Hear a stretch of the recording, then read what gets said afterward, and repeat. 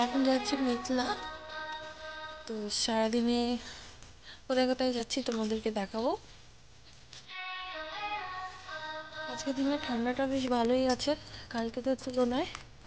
তো মেঘলাতে watch tower basically রয়েছে। তো ওখান থেকে যেতে সারাদিন দিনভর সাফারি হবে, ওটা তোমাদেরকে দেখাবো। সঙ্গে থাকতে হবে থেকে শেষ হতে। যেতে আমাদের মোটামুটি আধ ঘন্টার মতো লেগেছিল। এটা মেঘলার টিকিট এখান থেকে কাটতে হয়। তো এটা গেট।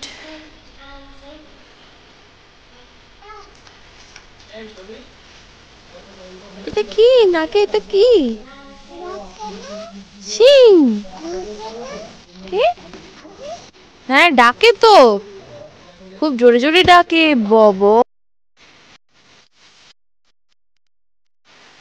আমরা চা বাগানের মধ্যে দিয়ে যাচ্ছি। স্পটে যেতে গাড়িতে খুব জোর 5 মিনিট লাগে।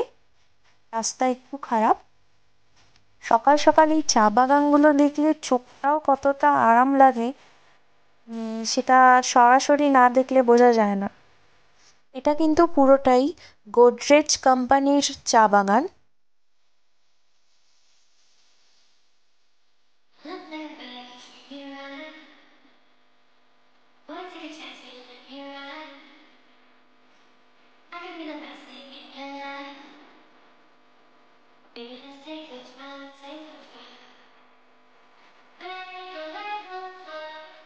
তো আমরা ফাইনালি পৌঁছে গেছি স্পটে। তো এখান থেকে আমরা বুল কারে যাব। তো এখানে বলে রাখি যে বুল কারে পার হেড 60 টাকা করে, আপ ডাউন। বেশি না, 2 কিলোমিটার কি 3 কিলোমিটার যেতে হবে। আমি তো ভীষণ এক্সাইটেড।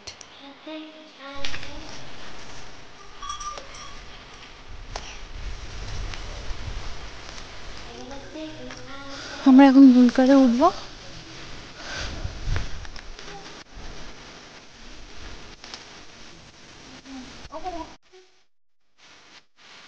ফাইনালি আমরা বুল কারে উঠে গেছি। মানে এনজয় করেছি রাইডটা, বাট এর থেকে মনে হয় হেঁটে গেলে তাড়াতাড়ি পৌঁছাবো। আর এই বুলগুলোকে দেখে মনে হচ্ছে যে আহারে কত কষ্ট নাই পাচ্ছে আমাদের মতো এত ভারী ভারী লোকজনদের তুলে। তো একটা গাড়িতে মোটামুটি 6 থেকে 7 জন বসতে পারে, বাট এনজয়টা খুব ভালো করেছি। ফাইনালি আমরা স্পটে পৌঁছে গেছি।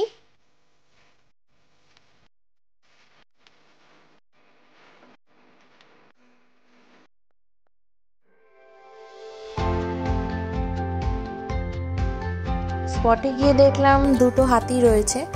তো এখানে এই হাতি সাফারিও হয়। তো হাতি সাফারি হয়, আপনাকে সেটা অনলাইন বুক করে আসতে হবে। আমরা হাতি সাফারি করিনি, যেহেতু বাচ্চাদের অ্যালাউ নেই হাতি সাফারিতে। কোনো কারণে হয়তো পড়ে গেল, ভয় পেল, তাই জন্য হাতি সাফারিতে বাচ্চাদের অ্যালাউ নেই। আপনারা হাতি সাফারি করতে গেলে অবশ্যই অনলাইনে বুক করে আসবেন। জংলি হাতি তো কপালে নেই, যাই হোক পোষ্য হাতি দেখেই মন ভরাই।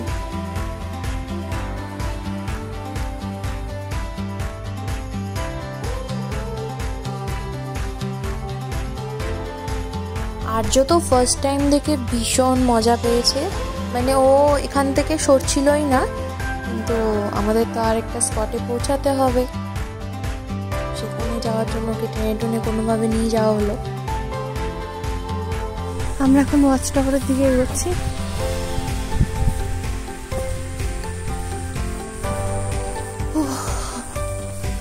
শান্ত পরিবেশ, চারিদিকে পাখির আওয়াজ।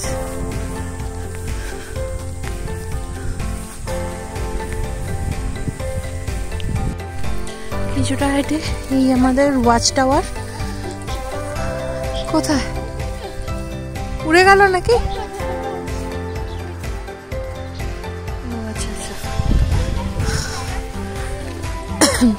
উঠতে হবে এখন।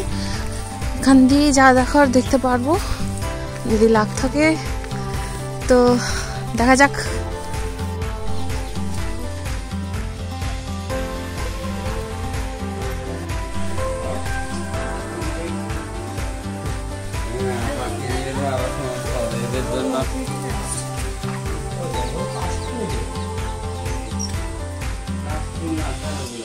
বলে ওগুলো ঘাটা প্রকার ঘাস ওই ঘাটে তো সুন্দরগুলো ভালো তো কিছুই দেখতে পারলাম না, কয়েকটা ময়ূর দেখলাম। তো চলা যাক আমাদের নেক্সট স্পটে। চলো।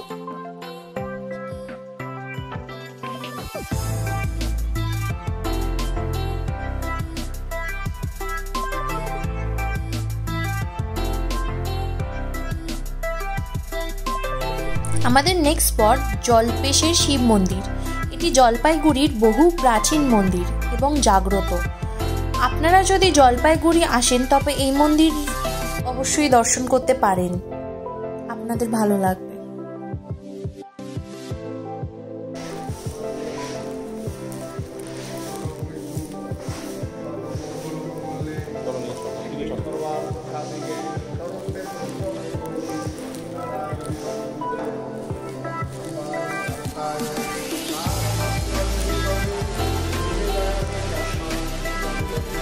এখানে শিবলিঙ্গ সবসময় জলের মধ্যেই থাকে, আপনা আপনি মাটির ভেতর থেকে জল ওঠে, সেই জলেই শিব বিরাজ করে। বহু যুগ ধরে এভাবেই হয়ে এসছে শিবের পুজো। এখানে এভাবেই প্রথা চলছে। তো আজও অনেকবার দেখার চেষ্টা করেছে যে কোথায় শিব কোথায় শিব, তো কোনো মতে ওকে দেখানো হয়েছে কিন্তু ও বুঝতে পারিনি। এই তো শিব, এটাই শিব।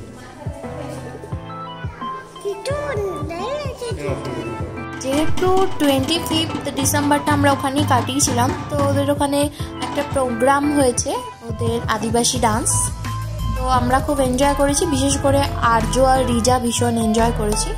তো আমার লাটাগুড়ি ট্রাভেল পুরো ভ্রমণ কাহিনী তোমাদের দেখালাম। তো তোমরা জানাও তোমাদের কেমন লাগলো। অবশ্যই ভালো লাগলে লাইক কমেন্ট শেয়ার করতে ভুলো না, আর সাবস্ক্রাইব করতে তো অবশ্যই ভুলো না। তাহলে আমার নেক্সট ভিডিও নিয়ে আমি হাজির হব। সুরভি, টাটা।